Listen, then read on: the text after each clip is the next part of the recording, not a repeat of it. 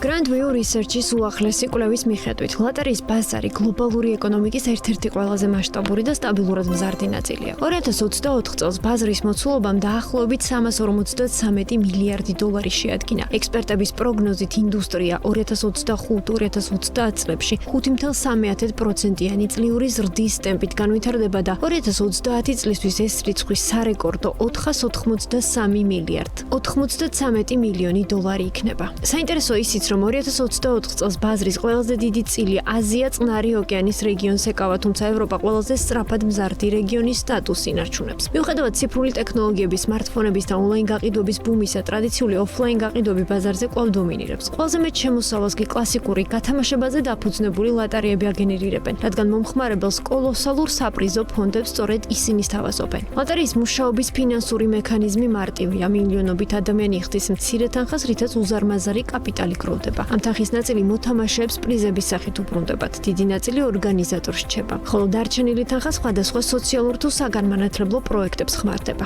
მსოფლიოში ყველაზე განვითარებული და მასშტაბური ლოტარიის კულტურა ამერიკის შეერთებულ შტატებს აქვს. სწორედ აქ არსებობს მსოფლიოში ყველაზე ცნობილი ლოტარიები, Powerball და Mega Millions, სადაც ჯეკპოტი ხშირად 1-დან 2 მილიარდ დოლარამდე ადის. ამერიკელები ლოტარიის ბილეთებში ყოველწლიურად ათეულობით მილიარდ დოლარს ხარჯავენ და ეს ქვეყანა ერთ მოთამაშეზე დახარჯული თანხით უდაო ლიდერია. ევროპაში განსაკუთრებული პოპულარობით სარგებლობს Euro Millions და Euro Jackpot, რომელიც ევროპის მრავალ ქვეყანას აერთიანებს და საპრიზო ფონდი ასეულობით მილიონ ევროს აღწევს. თუმცა სრულად უნიკალური ფენომენია ესპანეთი. აქ ლოტარია არა უბრალოდ აზარტი, არამედ ეროვნული დღესასწაულია, რომელშიც მოსახლეობის აბსოლუტური უმრავლესობაა ჩართული. ლოტარიის ინდუსტრიას თან ახლავს უამრავი საინტერესო ტრადიცია და ცრურწმენა, რაც კარგად ხსნის ჯიხურებთან დილიდანვე ატეხილ აჟიოტაჟსა და რიგებს. მაგალითად, ევროპაში კონკრეტულ დღეებში, განსაკუთრებით სამშაბათსა და პარასკევს ლოტარიის ჯიხურებთან ხალხმრავლობა, რადგან ტრადიციულად სწორედ ამ დღეებში იმართება Euro Millions-ის გათამაშებები. ყველაზე შთამბეჭდავი სანახაობა ესპანური საშობაო ლოტარია El Gordoa. მისი გათამაშება ყოველი წლის 22 დეკემბერს იმართება და საერთო საპრიზო ფონდი ხშირად 2 მილიარდ 500 მილიონი ევროა. ამ ლოტარიისთვის რიგები ჯერ კიდევ ზაფხულში იწყება.